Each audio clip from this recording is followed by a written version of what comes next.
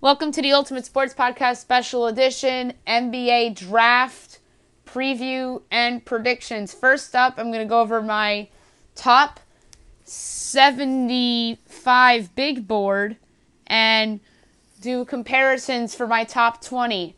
Why top 20? Because I'd be surprised if any of my players that I have ranked 21 and down are lottery picks. So that's why. All right, without further ado, here we go. Number one on my big board, no doubt about it, Zion Williamson, power forward center, Duke. My comparison for him is Charles Barkley because he's somebody that is just great all around, and he's a big man just like Charles Barkley was in his heyday. I think that Zion is going to be special and have an immediate impact with the Pelicans, as that could be a sleeper team in the West next year if things go wrong for some of the perceived Western Conference middle-tier contenders like the Oklahoma Cities of the world or San Antonio or a team like that. Dallas is another good example of a team that is probably fighting for playoffs that might not pan out like people think. My number two player, Ja Morant, point guard, Murray State. He's somebody that is very explosive with the ball, somebody that is a good all-around game, which reminds me a lot of Russell Westbrook. And I think Morant's going to come into Memphis, and he'll be great. He'll challenge with Williamson for the Rookie of the Year.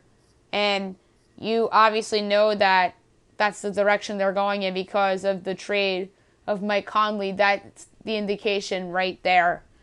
3, R.J. Barrett, shooting guard, Duke. My comparison for him because he's explosive, and he's somebody that isn't that great defensively. I think he'll improve that side of the game, but if he becomes a great shooter, he very much reminds me of James Harden. I've heard a Kobe Bryant comparison as well, and that's interesting because Kobe wasn't a great shooter in the beginning of his career, and he got better at shooting, so maybe Kobe may end up being a better comparison if Barrett does become a franchise guy, which I think he'll be eventually, but not right away, like Zion, like Ja Morant. But I really like Barrett, and let's just assume he's going to be picked by the New York Knicks at 3. And I really like the Harden comp for him because he's explosive, somebody that can get to the rim, somebody that has a good shot, but not a great shot. And it took Harden a while to develop that great shot, too. 4, DeAndre Hunter, the forward from Virginia. He's a good two-way player, and I think somebody that's going to develop throughout time, and that's why I'm giving him the Kawhi Leonard comparison. I'm higher on DeAndre Hunter than most. Jay Billis has him number 4 on his board as well. My buddy Ryan Berger, who I had on the podcast yesterday, is not high on DeAndre Hunter, but I disagree with him. I like Hunter. He has a chance to be a franchise guy, but I think he's more of a poor man's Kawhi Leonard and can make a couple All-Stars in his career.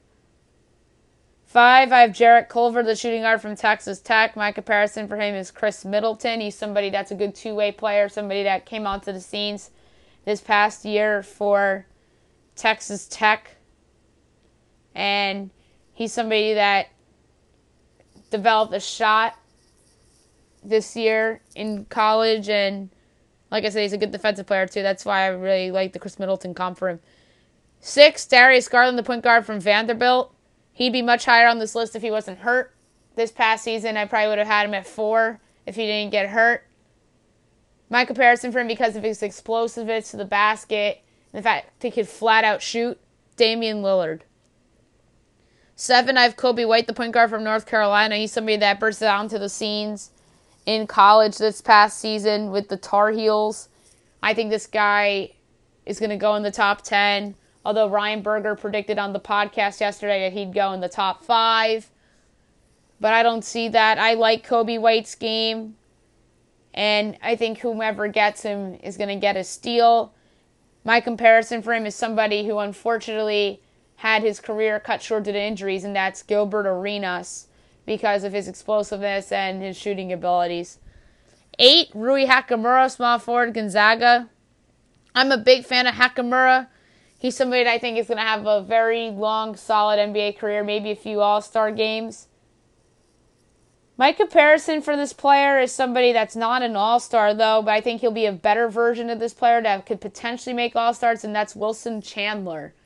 And obviously, the other flaw about Chandler is that he was unable to stay healthy a lot in his career. He had some injuries on and off when he was with the Knicks and with the Nuggets. But I like Hachimura, and I think he's somebody that's going to be a solid NBA starter for a long time.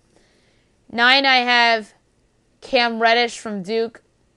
By the way, another good comparison for me for Hachimura is Trevor Ariza. I really like that comparison. So, you know what? I'm going to change that. I'm going to say Trevor Ariza instead of Wilson Chandler, even though Ariza's never made an all-star team in his career, I don't think either. Back to the list, 9, Cam Reddish, the small forward from Duke. I'm not a Cam Reddish fan at all, but he's this high on my list because of his potential. And my comparison for him, because this is just because of how I feel he's going to pan out, and a lot of people are just going to draw comparisons to him to this guy, and that's Andrew Wiggins of the Minnesota Timberwolves. Somebody that was highly touted by scouts and people in the media that really hasn't panned out. But the difference is that Wiggins was the number 1 overall pick, and Cam Reddish obviously won't be that. 10, I have Sekou Doumbouya. He's the wing from France. He's somebody I like, but I'm skeptical about his defensive game. But if he pans out, he could be something similar to OJ Anunoby of the Toronto Raptors. 11, I have Brandon Clark, the power forward from Gonzaga. I really like Brandon Clark, and this is a fun comparison because he plays the same position, and he's somebody that is a good leader and is just a glue guy, and that's what Clark was to Gonzaga. And my comparison for him is Paul Millsap. 12, Kevin Porter Jr., shooting guard USC. Obviously, Porter didn't play much last year. He is lottery talent, but I think he'll drop because of his off-court issues. He reminds me a lot of Lonnie Walker because of his abilities and his explosiveness on the floor. 13, Nasir Little, small forward, North Carolina. I heard a Kawhi Leonard comparison from him. No way. No way. Nasir Little, to me, was a disappointment in college. He wasn't even the best freshman on his team. He had flashes. He's had some good games in the big games, like in the tournament and the ACC tournament. But Ray Williams had him coming off the bench, and to me that says something a little bit. But if he pans out, I can see him being like Matt Barnes, who had a solid NBA career, or I should say has had a solid NBA career. So that's not a terrible comparison for somebody that, in my opinion, was overhyped during the college season. Someone that I was high on going into the season, proved to be overhyped, and would have been a top 10 pick if he lived up to potential. 14, I have Jackson Hayes, the center from Texas. This is an obvious comparison because he played at the same school, and that's Jared Allen, because of his ability to create some moves in the low post, and he can shoot it too. 15, I have Romeo Langford, the shooting guard from Indiana, somebody that was injury-prone throughout his lone season in college. This comparison could be completely wrong if Romeo Langford pans out to the player that some people think he could be, or the player that people thought he was going into college, and that is Contavious Caldwell-Pope. Like I said, he could be better than KCP or he could be KCP. If he lives up to the hype, he'll be better than KCP. If he doesn't, I can see him being like KCP. My number 16 player on my list is Nickeil Alexander-Walker, the shooting guard from Virginia Tech. He's somebody that had a breakout year last year, which got him to a top 20 position, or should be. My comparison for him is somebody that is a role player on a team that made the playoffs last year, that is looking to get better, and that is Spencer Dinwiddie of the Brooklyn Nets. I think that's a nice comparison because Dinwiddie's somebody that can shoot and defend well, and that's what Nickeil Alexander-Walker can do too.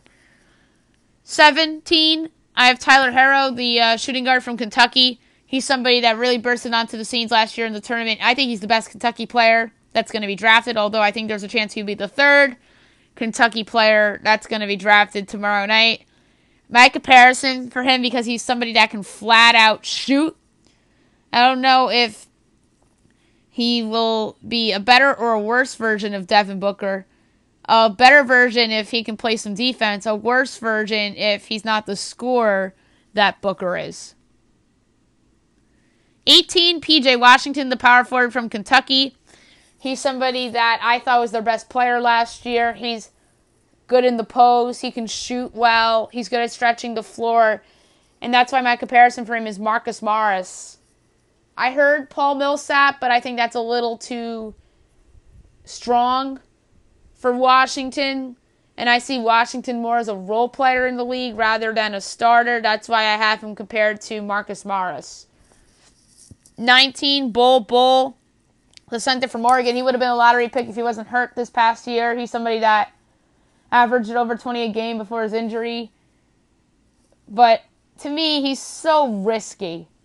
And that's why my comparison for him is somebody that had an uneven rookie year last year, and that's Mo Bamba of the Orlando Magic. Because I could see Bull like that. But if he's the guy that was playing at a 20-point-per-game level with blocking a lot of shots, he'll be better than Mo Bamba. Maybe he'll be somebody more like Clint Capella.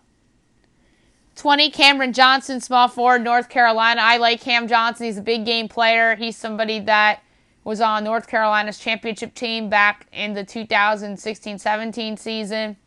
I think he'll be a good two-way player off the bench for somebody. My comparison for him, because of his shooting abilities, although this player is more of a wing player, and Cameron Johnson, he's a wing too, but just plays small forward, and that's Kyle Korver. The rest of the list, I'm not going to do comparisons because, like I said, 1 through 20 are guys that I think could be lottery picks. I'd be surprised if 21 through 75 are lottery picks. So I'm just going to go through the rest of my list. 21, Keldon Johnson, small forward, Kentucky. Ryan Berger's a fan of this player. I'm not, because I just wasn't impressed. He's somebody that was an erratic shooter. Kind of reminded me of Kevin Knox, although Knox was a lottery pick for the Knicks last year. 22, Carson Edwards, point guard, Purdue. I really like Carson Edwards. He should be a first-round pick. He's a leader. He's a scorer. And he's somebody that really, really will help a team. 23, Ty Jerome, point guard, shooting guard, Virginia. Ty Jerome is somebody that has shown leadership qualities throughout his time at Virginia. Obviously now a national champion. 24, Grant Williams, power forward, Tennessee. Somebody that was the player of the year in the SEC the last 2 years. I'm a big fan of his. 25, Mfiondu Kabengele, the power forward from Florida State. He was actually coming off the bench for Leonard Hamilton last year, but is somebody that really thrived as a sixth man and really was their best player. 26, Nicholas Claxton. He's the big man from Georgia. His draft stock is going up. I won't be surprised if he's picked in the top 20. 27, Lewis King, small forward, Oregon. I'm not sure if King will be picked in the first round, but I'm a big fan of his game, and he's a good two-way player too, and really stepped up for Oregon in their tournament run last year. 28, Tacko Fall, center, UCF. I love this player. He's a shot-blocking machine. He's somebody that I don't think will be a first-rounder like Lewis King, but will be a steal for somebody. 29, Bruno Fernando, center, Maryland. I'm not a huge fan of Fernando. He's somebody that really just didn't stand out to me. He's just really robotic to me. But I won't be surprised if he's picked in the top 20 because there's a lot of teams looking for size like the Celtics and the Spurs. And if the Hawks take him at 10, that is just the biggest reach, perhaps, of the draft, if that ever happened. 30, KZ Okpala, the small forward from Stanford. Someone whose stock is rising, good two-way player. 31, Matthias Thybulle, small forward, Washington. Thybulle really is somebody that's smart and was a talented player on the Husky squad last year. 32, Admiral Schofield, small forward, Tennessee. I like Schofield more than most. He helped, along with Grant Williams, lead that Tennessee team to the tournament in back-to-back years and really helped Rick Barnes save his career, perhaps. 33, Dylan Windler, the wing guy from Belmont. I won't be surprised if he's a first-round pick. He's somebody that can shoot. 34, Eric Pascal, power forward, Villanova, big game player, two-time national champion, and I think Pascal could be picked in the first round tomorrow night. 35, Zach Norvell, shooting guard, Gonzaga, another guy that's been in a lot of big games throughout his college career that I like.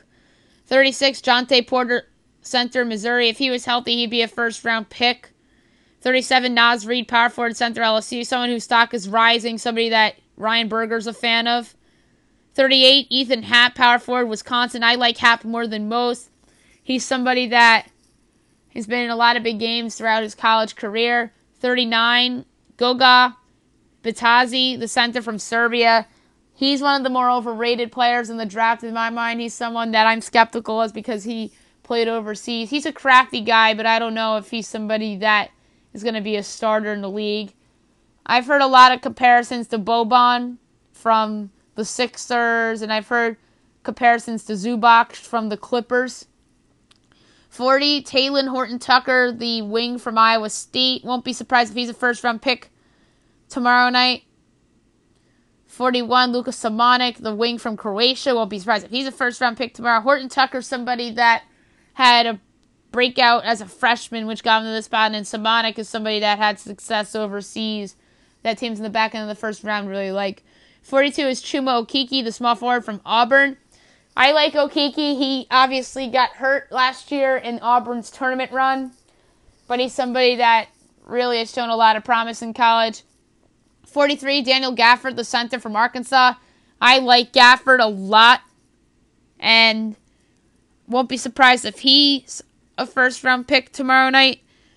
44, Kyle Guy, the shooting guard from Virginia, could be a diamond in the rough in the second round. Obviously, was a big part of Virginia's championship run. 45, Luguentz Dort, point guard, Arizona State. I'm not a huge fan of Dort. He was a freshman and is somebody that was a little inconsistent. 46, Tremont Waters, point guard, LSU, somebody that was a big help to LSU making the tournament last year. 47, Mie Oni, shooting guard, Yale. This could be another diamond in the rough. Someone who's very overshadowed because he played at Yale. He could just flat out shoot. 48, Shamori Pons, point guard, St. John's. Somebody that is a good scoring guard. I don't know if he'll be picked in the first round. Probably not. My buddy Derek Felix likes him. 49, Jordan Poole, shooting guard, Michigan. I like Poole. He's been in a lot of big games for John Beilein. Won't be surprised if he's a Cavalier tomorrow night. 50, Jalen Noel, point guard, Washington. I like Noel. He's played well for Mike Hoskins down in Washington. 51, Kenny Wooten, the power forward from Oregon.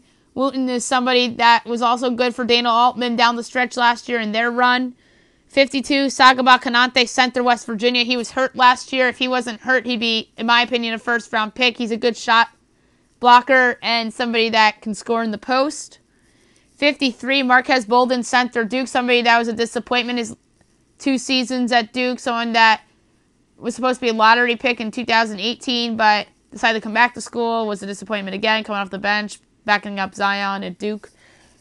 54, Moses Brown, center, UCLA. Brown was somebody that, in my opinion, was a little bit of a disappointment in college last year. 55, Bruce Bowen, small forward, Team USA. I believe he was on the team that Jeff Van Gundy coached, and he's somebody that can shoot, and I think if he was picked by the right team, could be a diamond in the rough. 56, Jalen Howard, small forward, Wake Forest. I'm not a huge Horde fan. He's somebody that could be a bench player for someone. 57, Zillan Chedham, small forward, Arizona State. Not a fan of this player either. He obviously played in a couple big games for Arizona State. 58, Darius Baisley, power forward, USA. I'm not sure if he'll be drafted tomorrow night, but could be somebody that could be a diamond in the rough. Obviously, somebody that played for Jeff Van Gundy. Another Jeff Van Gundy guy, Jalen Lecque. He was the guard on the USA team. He's a 59th ranked player. Somebody that has shown some flashes. 60, Amir Coffey, wing Minnesota. I like Coffey. He's played well in big games. He had the big game in the tournament against, I want to say it was Louisville in the first round. 61, O'Shea Brissett, small forward, Syracuse. A little erratic in college, but he's somebody that's had big games under Jim Boeheim. 62, Iggy Brazdeikis, small forward, Michigan. I like this player. He's been in a lot of big games. 63, Charles Matthews, shooting guard, Michigan. Another guy that's been in big games for the Wolverines. 64, Kai Bowman, point guard, Boston College. Bowman, somebody that can score and led Boston College in scoring the past few years. 65, Chris Wilkes, small forward, UCLA. Wilkes is a good talent. We'll see if he gets picked. 66, Jordan Bone, point guard, Tennessee. I like this player. He's somebody that I think could be a steal for someone. 67, Austin Wiley, center, Auburn. I'm not a huge fan of Austin Wiley. He's somebody that can protect the rim a bit. 68, Terrence Davis, shooting guard, Ole Miss. Davis, one of the players that was one of the leaders of a surprising Ole Miss team last year. 69, Isaiah Roby, small forward, Nebraska. Wasn't impressed with Roby last year. 70, Terrence Mann, small forward, Florida State. Mann was a part of the Florida State team along with Mfiondu Kabengele. They went on that run last year. 71, Simisola Shatu, power forward, Vanderbilt. Shatu's somebody that has some skills. We'll see. 72, Eric Holman, power forward, Mississippi State. Holman's an interesting player. 73, Jalen McDaniels, power forward, San Diego. I'm not high on this guy at all. 74, Davidas Servidis, the small forward from Lithuania. Again, we'll see with these overseas guys. And then 75, last but not least, Joshua Obisi, point guard, Germany. Again, another overseas player. We'll see with these guys. Now I'm going to do my predictions for every team for tomorrow night. I'm going to look back in 36 hours from now when I do my Friday podcast to see what I got right with this and what I got wrong. I'm going to start with the Hawks and work my way down to the Wizards. I'm going ABC order like I normally do. The Atlanta Hawks, my prediction for them is that they trade up to number 4 as New Orleans takes on 8 and 10. There's been a lot of smoke and fire about the Hawks trading up.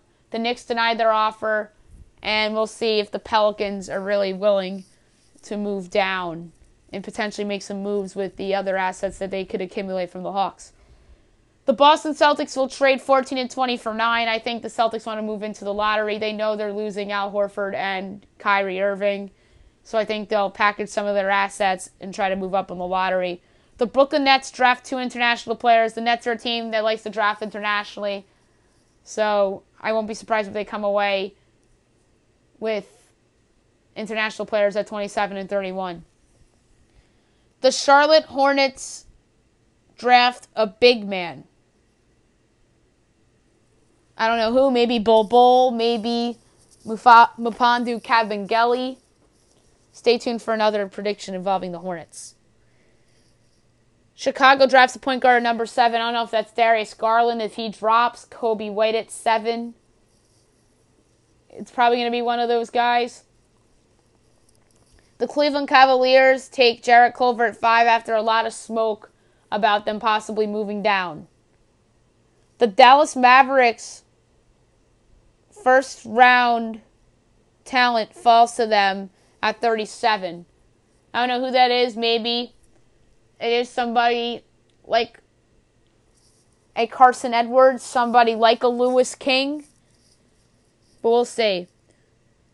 The Denver Nuggets tries to trade into the first round but doesn't. I think they'll try to package like Juan Hernan Gomez in the second to try to get into the first round, but they fail. Detroit Pistons take a wing at 15. I feel very strongly about this, whether it's Tyler Herro or Nickeil Alexander-Walker. Nasir Little. It's going to be one of those players. The Golden State Warriors trade 28 to move down and pick up picks number 35 and 41 as the Atlanta Hawks get back into the first round. The Houston Rockets acquire a second-round pick. Stay tuned. By how? The Indiana Pacers draft the wing player at 17. They need depth on the wing, and they know it. Bojan Bogdanovic is a free agent, and Victor Oladipo won't be back until mid-season. It's probably either going to be Tyler Herro, Nickeil Alexander-Walker, maybe Romeo Langford. But I think it'll be somebody that can play both the 2 and the 3. But I could be wrong. Maybe it's Keldon Johnson, for what it's worth. The Los Angeles Clippers land a first-round talent that falls to them at 48. I don't know who that's going to be. Maybe it's Taco Fall, who I'm very, very high on. Maybe it's somebody like KZ Okpala, Nicholas Claxton, but I doubt that. I don't think it'll be Carson Edwards. Maybe it's Lewis King. We'll see. The Los Angeles Lakers trade Mo Wagner to the Philadelphia 76ers for the 33rd pick. I feel not so great about that one, but it's just a swing to see if I get it out of the park or not. The Memphis Grizzlies take a wing at 23. I don't know if that is somebody like a Keldon Johnson or a Matisse Thybulle or Admiral Schoenfield or somebody like a Cam Johnson. But I think Memphis will take a wing at 23 after getting that pick for Mike Conley in the Utah deal. The Miami Heat try to trade up, but they don't. I think that they want to move up for somebody that they like a lot. Somebody like a Rui Hachimura or somebody like a Sekou Doumbouya. But no, they'll be denied. The Milwaukee Bucks take a big man at 30. I don't know if that's going to be Eric Pascal, Taco Fall, Bruno Fernando, Jonte Porter, Goga Batazzi. It's going to be somebody. But I think Milwaukee takes a big man at 30, knowing the possibility that they may lose Brook Lopez in free agency. The Minnesota Timberwolves take a Gonzaga player. Where? Somewhere. Could be Rui Hachimura or Brendan Clark at 11. Could be Zach Norvell in the second round. But I think they take somebody from Gonzaga.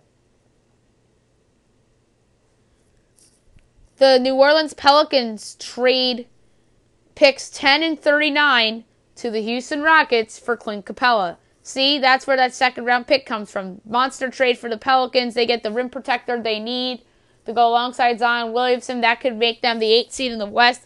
A team with Drew Holiday, Lonzo Ball, Brandon Ingram, Zion, and Clint Capella with Josh Hart as the 6th man.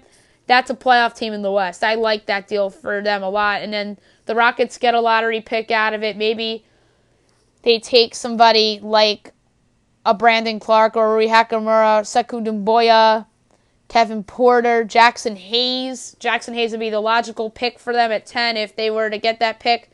And that deal that Atlanta would trade 10 to New Orleans for 4, and then New Orleans flips 10 for Clint Capella along with 39. I think that is something that's been talked about a lot and something I think is in play. The New York Knicks acquire another second-round pick for a 2022 second-round pick. I don't know. I just made up a random year there. But it feels like the Knicks acquire a second-round pick for a future second-round pick every once in a while, and I think they'll do that as they try to get more young assets to help build around their young core of Kevin Knox and Mitchell Robinson and presumably R.J. Barrett. The Oklahoma City Thunder draft Bol Bol at 21. This just feels like a Thunder pick to me. And they like taking chances, and I think that Bol is somebody that is worth the risk at 21. The Orlando Magic surprise us with their pick. Right now I have them taking Tyler Herro, I believe. But watch them take somebody like KZ Okpala or Cam Johnson, Nicholas Claxton, PJ Washington. If somebody like Cam Reddish falls to them, who wouldn't be a surprise at that number?